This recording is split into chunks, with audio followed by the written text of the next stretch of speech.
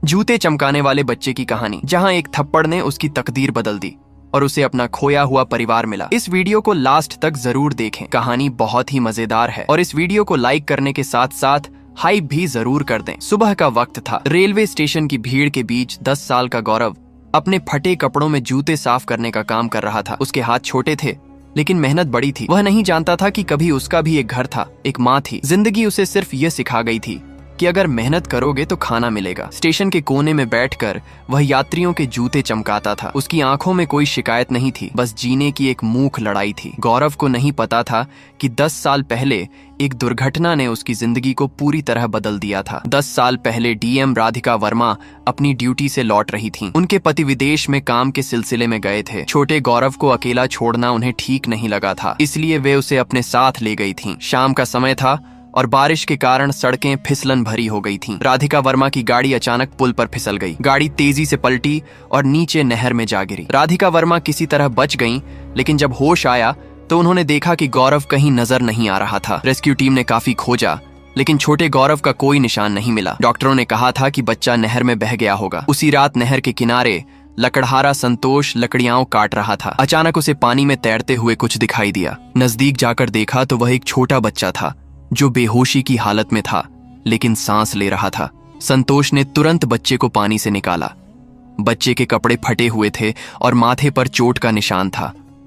संतोष एक गरीब आदमी था, लेकिन उसका दिल साफ था। वह बच्चे को अपने झोंपड़े में ले गया।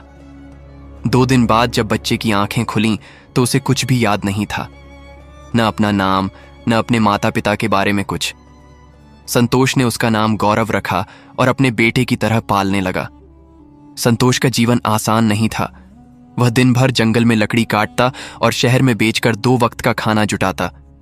लेकिन गौरव के आने के बाद उसकी जिम्मेदारियां बढ़ गई थीं। वह रोज सुबह 4 बजे उठता, गौरव के लिए खाना बनाता, फिर जंगल जाता। शाम को लौटकर गौरव को पढ़ना लिखना सिखाता। गौरव तेज बुद्धि का था और जल्दी सीखता था।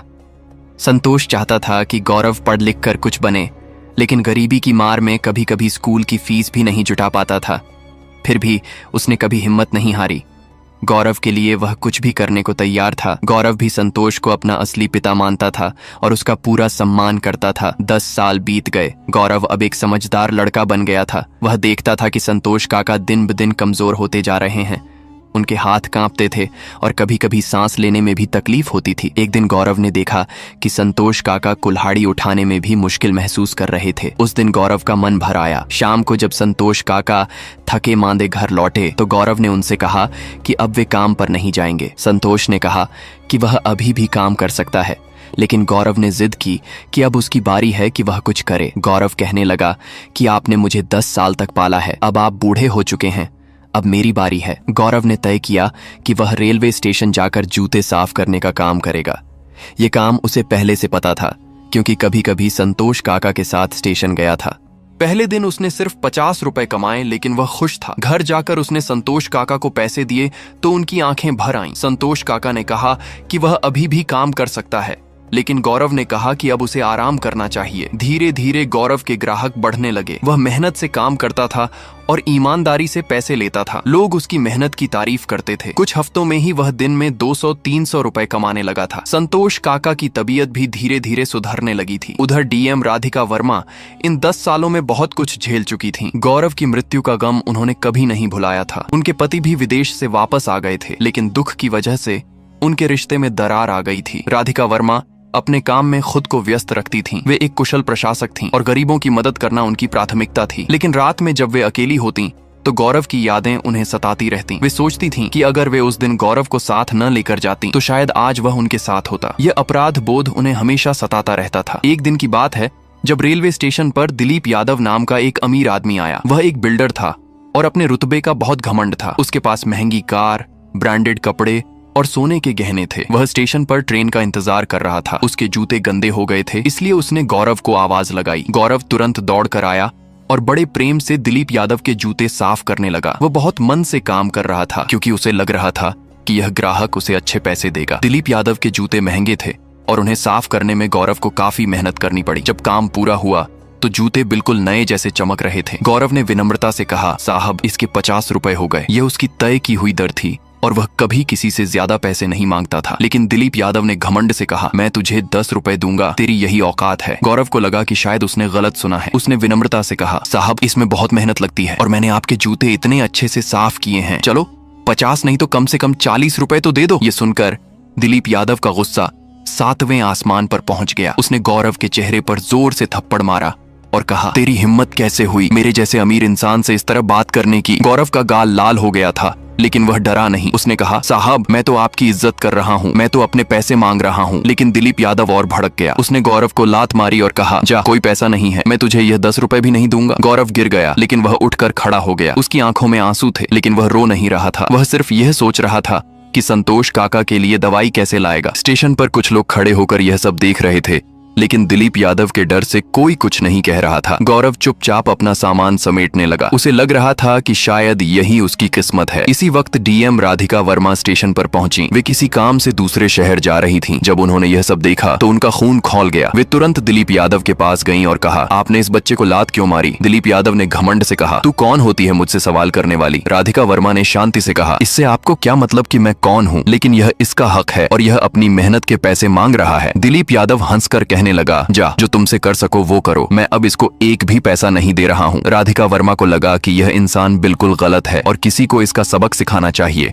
राधिका वर्मा ने गौरव से कहा, बेटा मेरे साथ चलो। गौरव पहले डरा लेकिन जब उसने राधिका वर्मा की आंखों में स्नेह देखा तो उसका डर भाग गया। राधिका वर्मा उसे पास के पुलिस स्टेशन ले गई। वहां उन्होंने थानेदार से कहा कि इस बच्चे का FIR लिखवाना है। गौरव ने कहा, मैडम मैं तो गरीब हूँ, मैं इन अमीरों से कैसे लड़ूंगा, और यही तो 50 रुपए की बात है। राधिका वर्मा ने समझाया, बात सिर्फ 50 रुपए की नहीं है बेटा, बात तुम्हारी इज्जत की है, तुम्हारे सम्मान की है। अगर हर किसी का ऐसा ही होने लगे तो यह दुनिया कैसे चलेगी? गौरव को समझ आ गया कि यह औरत उसकी सच्ची मदद करना चाहती है। उसने हिम्मत करके FIR लिखवा दी। उसी समय स्टेशन पर एक पत्रकार भी मौजूद था। जब दिलीप यादव ने गौरव को लात मारी थी तो उसने पूरा वीडियो रिकॉर्ड कर लिया था। वह एक जिम्मेदार पत्रकार था और उसे लगता था कि इस तरह की घटनाओं को लोगों के सामने लाना चाहिए। उसने तुरंत वह वीडियो सोशल मीडिया पर अपलोड कर दिया। वीडियो में साफ दिखाई दे रहा था कि कैसे एक अमीर आदमी ने एक गरीब बच्चे को मारा था और उसके पैसे भी नहीं दिए थे। वीडियो के साथ उसने लिखा था कि यह है हमारे समाज की सच्चाई। कुछ ही घंटों में यह वीडियो वायरल हो गया। हजारों लोग इसे शेयर कर रहे थे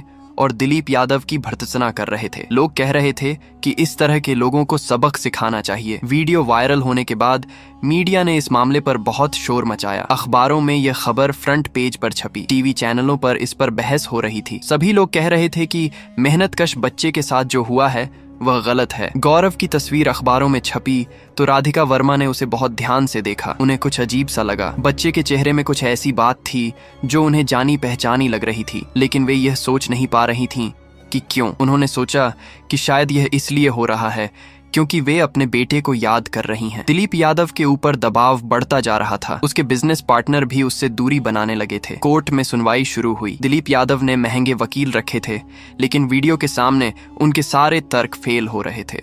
गौरव की तरफ से राधिका वर्मा ने एक अच्छे वकील का इंतजाम किया था। कोर्ट में जब गौरव ने अपनी गवाही दी तो जज साहब भी उसकी बातों से प्रभावित हुए। गौरव ने कहा कि वह सिर्फ अपनी मेहनत के पैसे मांग रहा था। उसने बताया कि वह अपने संतोष काका की दवाई के लिए पैसे कमाता है। जज साहब ने कहा कि यह बच्चा सिर्फ अपना हक मांग रहा था और दिलीप यादव ने उसके साथ मारपीट की है। दिलीप यादव के वकील ने कई तर्क दिए लेकिन वीडियो सबूत इतना साफ था कि कोई बचने का रास्ता नहीं था। अदालत में रोज भीड़ लगी रहती थी क्योंकि लोग इस केस में बहुत दिलचस्पी ले रहे थे। कोर्ट के फैसले का दिन आया। जज साहब ने दिलीप यादव को दोषी पाया। उन्होंने कहा कि समाज में अमीर गरीब का भेद हो सकता है लेकिन कानून की नजर में सभी बराबर हैं। मेहनत करने वाले इंसान का अपमान करना और उसके साथ मारपीट करना गुनाह है। जज साहब ने दिलीप यादव को 6 महीने की जेल की सजा सुनाई। साथ ही उसे 5 लाख रुपए का जुर्माना भरने को कहा जो गौरव को दिया जाएगा। यह सुनकर पूरी कोर्ट में तालियां गूंज उठी। गौरव को विश्वास नहीं हो रहा था कि उसे इतने पैसे मिल गए हैं। उसने राधिका वर्मा के पैर छुए और कहा कि उन्होंने उसकी बहुत मदद की है। राधिका वर्मा की आंखें भर आईं। उन्हें लग रहा था कि यह बच्चा उनके अपने बेटे जैसा है। गौरव के पास अब पैसे थे तो उसने सबसे पहले संतोष काका का इलाज कराया। अच्छे डॉक्टरों ने देखा तो पता चला कि संतोष काका को दिल की बीमारी थी। ऑपरेशन के बाद वे बिल्कुल ठीक हो गए। गौरव ने अपने गांव में एक छोटी दुकान भी खोली जहां वह रोजमर्रा का सामान बेचता था। दुकान अच्छी चलने लगी क्योंकि गौरव ईमानदार था और सभी को सही दाम में सामान देता था। अब वे दोनों खुशी खुशी रह रहे थे। संतोष काका गर्व से सभी को बताते थे कि गौरव उनका बेटा है और उसने बड़े बड़े अमीरों से लड़कर न्याय पाया है। गौरव हमेशा राधिका वर्मा को याद करता था। राधिका वर्मा का मन इस पूरे केस के बाद बहुत भारी था। गौरव को देखकर उन्हें अपने खोए हुए बेटे की याद आती रहती थी। वे रोज सोचती थीं कि काश उनका बेटा भी कहीं जिंदा हो और इसी तरह किसी की मदद से पल रहा हो। एक दिन उन्होंने तय किया कि वे गौरव से मिलने जाएंगी। वे उसके गांव पहुंची तो देखा कि गौरव की दुकान अच्छी चल रही है। संतोष काका भी स्वस्थ लग रहे थे। गौरव ने जब उन्हें देखा तो तुरंत दौड़कर आया और उनके पैर छुए। राधिका वर्मा ने उससे उसकी पूरी कहानी पूछी। जब गौरव ने बताया कि 10 साल पहले संतोष काका ने उसे नहर से निकाला था तो राधिका वर्मा का दिल जोर से धड़कने लगा। उन्होंने पूछा कि उसे कुछ याद है या नहीं। गौरव ने कहा कि उसे कुछ भी याद नहीं है। राधिका वर्मा ने संतोष से विस्तार से पूछा कि उन्होंने गौरव को कहाँ से पाया था। संतोष ने बताया कि 10 साल पहले एक रात वे नहर के किनारे लकड़ी काट रहे थे तो उन्होंने एक बच्चे को पानी में तैरते देखा था। बच्चा बेहोश था लेकिन सांस ले रहा था। वे उसे घर ले आए और उसकी देखभाल की। बच्चे को कुछ भी याद नहीं था, इसलिए उन्होंने उसका नाम गौरव रखा। राधिका वर्मा को लगा कि यह वही समय था जब उनका एक्सीडेंट हुआ था, लेकिन वे अभी भी पूरी तरह से यकीन नहीं कर पा रही थीं। उन्होंने गौरव के माथे पर एक निशान देखा जो बिल्कुल वैसा ही था जैसा उनके बेटे के माथे पर था। अब उनका संदेह और भी गहरा हो गया। वे घर लौटी तो बहुत परेशान थीं। राधिका वर्मा ने तय किया कि वे गौरव का डीएनए टेस्ट कराएंगी। उन्होंने डॉक्टर से बात की और गौरव के बाल का सैंपल लिया। कुछ दिनों बाद रिपोर्ट आई तो राधिका वर्मा की खुशी का ठिकाना नहीं रहा। डीएनए मैच हो गया था। गौरव वाकई उनका बेटा था। 10 सालों बाद उन्हें अपना खोया हुआ बेटा मिल गया था, लेकिन अब उनके सामने एक बड़ी समस्या थी। गौरव को संतोष के अलावा कोई और पिता नहीं पता था। अगर वे अचानक जाकर बताएंगी तो गौरव को बहुत धक्का लगेगा। उन्होंने सोचा कि पहले वे संतोष से बात करेंगी। आखिर संतोष ने उनके बेटे को 10 साल तक पाला था। वे संतोष के एहसान को कभी नहीं भूल सकती थीं। उन्होंने तय किया कि वे धीरे धीरे इस सच्चाई को सामने लाएंगी। राधिका वर्मा फिर से संतोष के पास गईं। इस बार वे अकेली थीं और उनके चेहरे पर गंभीरता थी। उन्होंने संतोष से कहा कि वे गौरव की असली मां हैं। डीएनए टेस्ट की रिपोर्ट दिखाकर उन्होंने सारी बात बताई। संतोष को पहले विश्वास नहीं हुआ, लेकिन जब उन्होंने रिपोर्ट देखी तो वे समझ गए। संतोष की आंखों में आंसू आ गए। वे बोले कि उन्होंने हमेशा सोचा था कि एक दिन गौरव का असली परिवार आएगा, लेकिन अब जब वह दिन आ गया था तो उन्हें बहुत दुख हो रहा था। राधिका वर्मा ने कहा कि वे संतोष के एहसान को कभी नहीं भूलेंगी। उन्होंने कहा कि गौरव के लिए संतोष ही उसके असली पिता हैं, क्योंकि उन्होंने ही उसे पाला है। वे चाहती थीं कि गौरव दोनों परिवारों से जुड़ा रहे। अब समय आ गया था कि गौरव को सच्चाई बताई जाए। राधिका वर्मा और संतोष दोनों ने मिलकर तय किया कि वे आराम से गौरव को सब कुछ बताएंगे। एक दिन जब गौरव दुकान बंद करके घर आया तो उसने देखा कि राधिका वर्मा मैडम घर पर बैठी हैं। वे अक्सर आने लगी थीं, इसलिए गौरव को कुछ अजीब नहीं लगा। संतोष काका ने प्यार से गौरव को अपने पास बिठाया और कहा